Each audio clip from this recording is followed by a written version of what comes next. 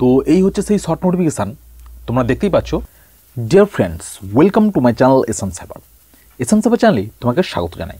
তো আজ আমি চলেছি আরও একটি নতুন চাকরির বিজ্ঞপ্তি নিয়ে। আজ আমি যে চাকরির কথা বলবো সেটা হচ্ছে ইন্ডিয়ান পোস্ট বা ভারতীয় ডাক বিভাগে জিডিএস পদে কর্মী নিয়োগ করা হবে, যেখানে তোমার শূন্যপদ দেখতে পাবে প্রায় 35,000 প্লাস।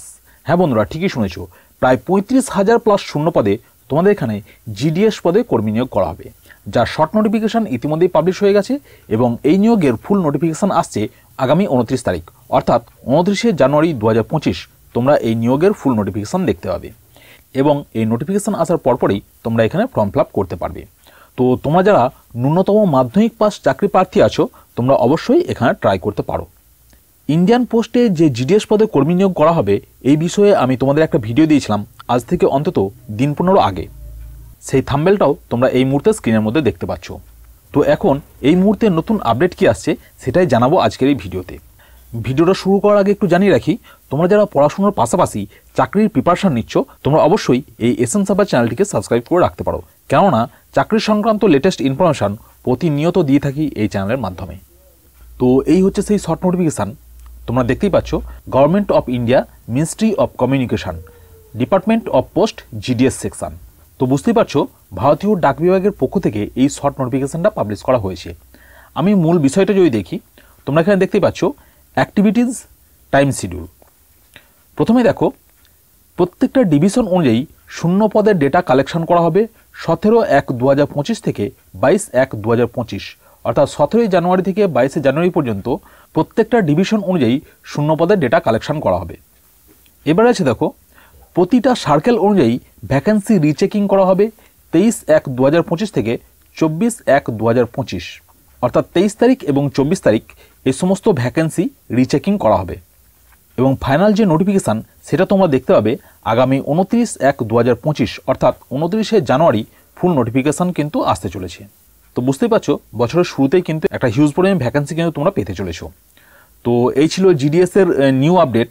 এবার আমরা দেখব এই পোস্টে আবেদন করতে গেলে তোমার শিক্ষাগত যোগ্যতা কী লাগবে, বয়সসীমা কত হতে হবে, জিডিএস ছাড়াও আরও অন্যান্য কোন কোন পোস্টে আবেদন করা যাবে এবং অ্যাপ্লিকেশান ফিজ কত লাগছে, এই সমস্ত খুঁটিনাটি বিষয়গুলো। প্রথমেই দেখো অ্যাপ্লিকেশান ফিজ। জেনারেল, ওবিসি এবং ইডব্লিউএস ক্যান্ডিডেট যারা আছো তোমাদের ক্ষেত্রে 100 টাকা অ্যাপ্লিকেশান ফিজ লাগবে এবং এসসি, এসটি এবং পিএইচ ক্যান্ডিডেটদের ক্ষেত্রে কোনো রকম অ্যাপ্লিকেশান ফিজ কিন্তু লাগছে না। আর এই অ্যাপ্লিকেশান ফিজ পেমেন্ট করা যাবে অনলাইনের মাধ্যমে, ডেবিট কার্ড, ক্রেডিট কার্ড বা নেট ব্যাঙ্কিংয়ের মাধ্যমে তোমরা কিন্তু এখানে অ্যাপ্লিকেশান ফিজ পেমেন্ট করতে পারবে। এবার দেখো এজ লিমিট 1/1/2025 এই ডেট অনুযায়ী তোমার বয়স যদি 18 থেকে 40-এর মধ্যে হয়ে থাকে তাহলে তুমি এখানে আবেদন করতে পারবে। এজ রিল্যাক্সেশন থাকবে এসসি, এসটি এবং ওবিসিদের ক্ষেত্রে বয়সের ছাড় থাকছে, যেটা তোমরা এখানে দেখতেই পাচ্ছ। এসসি, এসটি 5 বছর এবং ওবিসিদের ক্ষেত্রে 3 বছর। ওবিসি ক্যান্ডিডেটদের ক্ষেত্রে 18 থেকে 43 বছর বয়স পর্যন্ত আবেদন করতে পারবে এবং এসসি, এসটি ক্যান্ডিডেট যারা আছো তোমরা 18 থেকে 45 বছর বয়স পর্যন্ত আবেদন করতে পারবে। আরও একটা খুশির খবর জানিয়ে রাখি, যাদের মাধ্যমিকের মার্কস একটু কম আছে তোমরা কিন্তু এবছর একটা ভালো সুযোগ পেয়ে যাবে, কারণ এর আগের বছর অর্থাৎ 2024-এ যে রিক্রুটমেন্টটা হলো 44,268টা শূন্যপদে যে রিক্রুটমেন্টটা হলো, যাদের হাই মার্কস ছিল বা মার্কস অনেকটা বেশি ছিল তারা কিন্তু অলরেডি সিলেক্টেড হয়ে গেছে 2024-এ। তো তোমাদের মার্কস এখন যাদের একটু কম আছে তোমরাও কিন্তু এখানে ভালো কিন্তু একটা সুযোগ পেতে পারো। তো বলবো যাদের মার্কস একটু কম আছে তোমরাও কিন্তু এখানে আবেদন করতেই পারো। এবার আমরা দেখব কোন কোন পোস্টে তোমাদের এখানে নিয়োগ করা হবে। এখানে মূলত 3টি পোস্টে তোমাদের নিয়োগ করা হয়ে থাকে, যেমন বিপিএম, এবিপিএম এবং ডাক সেবক। বিপিএম হচ্ছে গিয়ে ব্রাঞ্চ পোস্টমাস্টার, এবিপিএম হচ্ছে অ্যাসিস্ট্যান্ট ব্রাঞ্চ পোস্টমাস্টার এবং ডাক সেবক তো তোমরা জানোই। তো এই 3টে গুরুত্বপূর্ণ পোস্টে কিন্তু এখানে তোমাদের নিয়োগ করা হবে।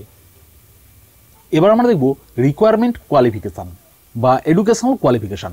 তুমি যদি শুধুমাত্র মাধ্যমিক পাস করে থাকো তাহলেই তুমি এখানে আবেদন করতে পারবে, তবে এখানে যে সিলেকশনটা করা হয় সেটা কিন্তু পুরোপুরি মাধ্যমিকে প্রাপ্ত নম্বরের ওপর ভিত্তি করে।